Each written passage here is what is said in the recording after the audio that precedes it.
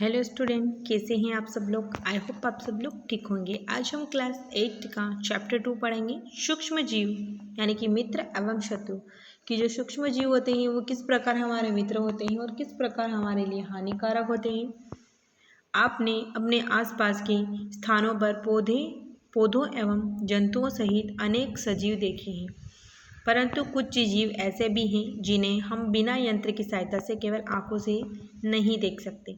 इन्हें सूक्ष्मजीव कहा जाता है कहते हैं। उदाहरण के लिए आपने देखा होगा कि वर्षा ऋतु में नम ब्रेड या रोटी सड़ने लगती तथा इसकी सतह सफ़ेद काले धब्बों से ढक जाती। इन धब्बों को आवर्धक लेंस की सहायता से देखिए, आपको काले रंग की गोल सूक्ष्म संरचनाएं दिखाई देगी। क्या आप जानते हैं कि यह संरचनाएं क्या हैं, कहाँ से आई हैं? सूक्ष्म जीव देखिए, सिंपल एक्टिविटी है। यहाँ पर बगीचे तथा मैदान में एक बीकर में थोड़ी सी गीली मिट्टी लीजिए और इसमें जल डालिए।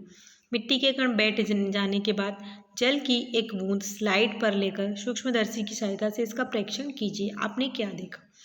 एक और है यहाँ पर एक्टिविटी क्रियाकलाप। एक तालाब या पोखर से जल की कुछ बूंदें लीजिए, कांच की स्लाइड पर फैलाकर सूक्ष्मदर्शी की सहायता से इनका परीक्षण कीजिए। क्या आपको सूक्ष्म जीव गति करते हुए दिखाई दे रहे हैं? इन परीक्षणों से पता चलता है कि मिट्टी एवं पानी में अनेक छोटे छोटे सूक्ष्म जीव उपस्थित रहते हैं। सूक्ष्म जीव इतने छोटे होते हैं कि उन्हें बिना यंत्र की सहायता से नहीं देखा जा सकता है। इनमें से कुछ जैसे कि ब्रेड पर उगने वाले कवक को आवर्धक लेंस की सहायता से देखा जा सकता है, जबकि अन्य बिना सूक्ष्मदर्शी की सहायता से दिखाई नहीं देते।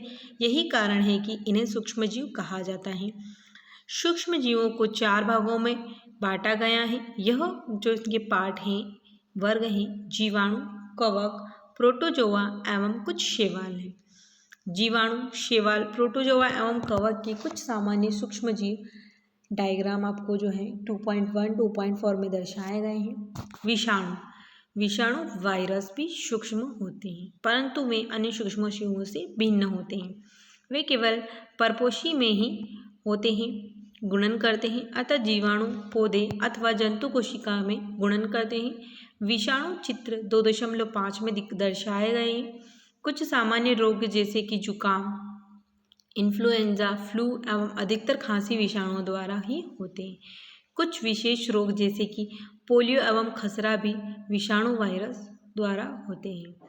अतिसार एवं मलेरिया प्रोटोजोआ द्वारा होते हैं। टाइफाइड एवं क्षय रोग यानी कि टीबी जीवाणु द्वारा होने वाले रोग हैं। इनमें से कुछ सूक्ष्म जीव के विषय में आप कक्षा 6 और 7 में पढ़ चुके हैं। फिर इसके बाद देखते हैं मित्रवत सूक्ष्म जीव। आपको यहाँ पर देखिए कुछ डायग्राम दिखाए गए विषाणुओं के।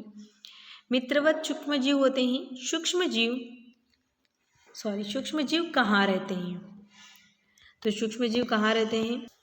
सूक्ष्म जीव एक कोशीय हो सकते हैं, जैसे कि जीवाणु, कुछ शैवाल एवं प्रोटोजोआ, अथवा बहुकोशिकी जैसे कि कई शैवाल एवं कवक। यह बर्फीली शीत से उष्ण गर्म या उष्ण स्रोतों तक हर प्रकार की परिस्थिति में जीवित रहते हैं। यह मरुस्थल एवं दलदल में भी पाए जाते हैं। यह मनुष्य सहित सभी जंतुओं के शरीर के अंदर भी पाए जाते हैं।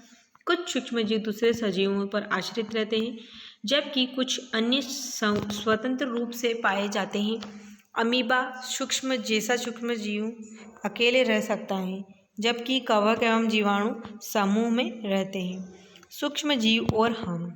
सूक्ष्म जीव की हमारे जीवन में महत्वपूर्ण भूमिका है। इनमें से कुछ हमारे लिए लाभदायक है तथा कुछ अन्य हानिकारक भी हैं तथा जीवों में रोग के कारक हैं। आइए हम विस्तार से इसका अध्ययन करें।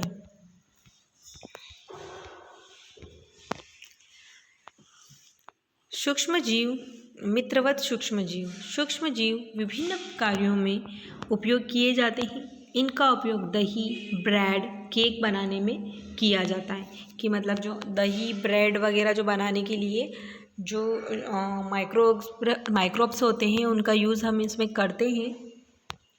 प्राचीन काल से ही सूक्ष्म जीवों का उपयोग अल्कोहल बनाने में भी किया जाता रहा है। पर्यावरण को स्वच्छ रखने के लिए इनका उपयोग किया जाता है। उदाहरण के लिए कार्बनिक अपशिष्ट, सब्जियों के छिलके, जंतु अवशेष, विष्ठा इत्यादि का अपघटन जीवाणुओं द्वारा किया जाता है तथा हानि रहित पदार्थ बनते हैं। स्मरण कीजिए, जीवाणुओं का उपयोग औषधि उत्पादन एवं कृषि में मृदा की उर्वरता में वृद्धि करने के लिए भी किया जाता है, जिससे नाइट्रोजन स्थिरीकरण होता है। दही और ब्रेड का बनना। आप कक्षा 7th में पढ़ चुके हैं कि जीवाणुओं को दही में परिवर्तित कर देते हैं। दही में उनके सूक्ष्म जीव पाए जाते हैं जिनमें लैक्टोबैसिलस नामक जीवाणु प्रमुख होता है, जो दूध की दही में परिवर्तित कर देता है। वह दूध में जनन कर उसे दही में परिवर्तित कर देते हैं। जीवाणु पनीर यानी कि चीज़, अचार व अनेक खाद्य पदार्थों के उत्पादन में सहायक होते हैं। रवा, सूजी, इडली एवं भटूरे का एक महत्वपूर्ण संघटक दही है। क्या आप अनुमान लगा सकते हैं कि ऐसा क्यों है? जीवाणु एवं यीस्ट चावल के आटे के किण्वन में सहायक होते हैं, जिससे इडली व डोसा बनता है। उसके साथ आपको एक एक्टिविटी दी गई है। यीस्ट तीव्रता से जनन करके श्वसन के दौरान कार्बन डाइऑक्साइड उत्पादित करते हैं। गैस के बुलबुले खमीर वाले मैदे का आयतन बढ़ा देते हैं या बेकिंग उद्योग में यीस्ट के उपयोग का आधार है, जिससे ब्रेड, पेस्ट्री एवं केक बनाए जाते हैं। सूक्ष्म जीवों का वाणिज्यिक उपयोग तो ये हम नेक्स्ट वीडियो में करेंगे। तब तक के लिए take care and good bye.